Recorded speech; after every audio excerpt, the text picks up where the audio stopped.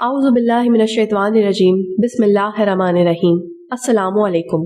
حضرت شیع بن امسیہ علیہ السلام کے متعلق محمد بن اسحاق رحمۃ اللہ علیہ فرماتے ہیں کہ ان کا زمانہ حضرت زکریا علیہ السلام اور حضرت عیسیٰ علیہ السلام سے پہلے کا ہے اور میدان انبیاء میں سے ہے، جنہوں نے حضرت محمد صلی اللہ علیہ وآلہ وسلم اور حضرت عیسیٰ علیہ السلام کے نبی ہونے اور تشریف آوری کی خبر دی تھی۔ ان کے دور میں سرزمین بیت المقدس میں بنی اسرائیل کے بادشاہ حزقیہ تھے، اور حضرت شیع علیہ السلام اس کو جو بھی حکم فرماتے یا کسی چیز سے منع کرتے تو وہ ہر طرح کی فرمانبرداری کرتے۔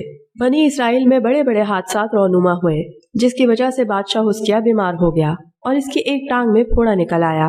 اس دور میں بابل کے بادشاہ سخاریب نے بیت المقدس پہ چڑھائی کر دی۔ محمد بن اسحاق رحمۃ اللہ علیہ فرماتے ہیں کہ سخاریب 6 لاکھ جھنڈوں تلے آیا تو لوگ بہت زیادہ دہشت زدہ ہو گئے۔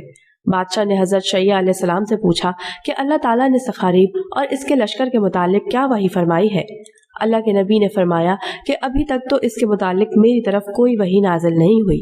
پھر وحی نازل ہوئی کہ بادشاہ حزقیہ کو حکم کرو کہ وہ وصیت کرے اور ملک پر جس کو چاہے بادشاہ بنا دے، کیونکہ اس کی موت قریب ہے۔ جب انہوں نے بادشاہ کو یہ خبر سنائی تو بادشاہ قبلے کی طرف متوجہ ہوا اور نماز پڑھ کر اللہ کی تسبیح بیان کی اور دعا کر کے خوب رویا۔ روتے ہوئے عجز و انکساری اور اخلاص کے ساتھ اللہ پر بھروسہ کیا اور حوصلے سے کہا، اے بادشاہوں کے بادشاہ، اے معبودوں کے معبود، اے رحمان اے رحیم، وہ ذات جس کو نہ اونگ آتی ہے نہ نیند، میرے عمل، میرے کام اور بنی اسرائیل پر میرے اچھے فیصلے کی وجہ سے مجھے یاد رکھ۔ یہ سب کچھ تیری توفیق کی وجہ سے ہوا۔ تو مجھے میری ذات سے زیادہ جانتا ہے، میرا ظاہر اور میرا باطن تیرے سامنے ہے۔ راوی بیان کرتے ہیں کہ اللہ تعالیٰ نے اس کی دعا قبول کی اور اس پر رحم کیا اور حضرت شیع علیہ السلام کی طرف وحی فرمائی کہ اسے خوشخبری سنا دے کہ اللہ نے تیرے رونے کی وجہ سے تجھ پر رحم کیا اور تیری زندگی میں 15 سال کا اضافہ کر دیا ہے اور موت مؤخر کر دی گئی ہے اور تجھے تیرے دشمن سخاریب سے نجات دے دی ہے۔ جب حضرت شیع علیہ السلام نے یہ خبر بادشاہ کو سنائی تو اس کی پریشانی اور غم جاتا رہا اور وہ اللہ کے لیے سجدے میں گر گیا اور اس نے اپنے سجدے میں کہا کہ اے اللہ، تو جس کو چاہتا ہے بادشاہت دے دیتا ہے اور جس سے چاہتا ہے بادشاہت چھین لیتا ہے اور جس کو چاہتا ہے عزت دیتا ہے اور جس کو چاہتا ہے ذلیل و رسوا کرتا ہے۔ تو غائب اور حاضر کو جانتا ہے، تو ہی اول و آخر ہے اور تو ہی رحم کرتا ہے اور مجبور لوگوں کی دعا قبول کرتا ہے۔ جب اس نے سجدے سے اپنا سر اٹھایا تو اللہ تعالیٰ نے حضرت شیع علیہ السلام کی طرف وحی فرمائی کہ اس کو حکم دے کہ وہ انجیر کا پانی لے کر اپنے پھوڑے پر ڈالے تو وہ تندرست اور شفایاب ہو جائے گا۔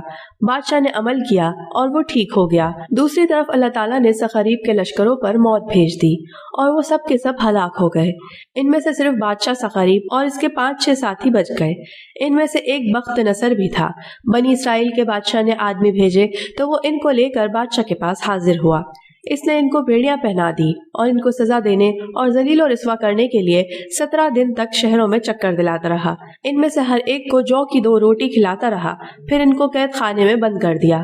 اللہ تعالیٰ نے اپنے نبی شیع علیہ السلام کی طرف وحی بھیجی کہ بادشاہ کو کہو کہ وہ ان کو ان کے ملک و علاقے میں بھیج دے تاکہ وہ اپنی قوم کو اللہ کے عذاب سے ڈرائیں۔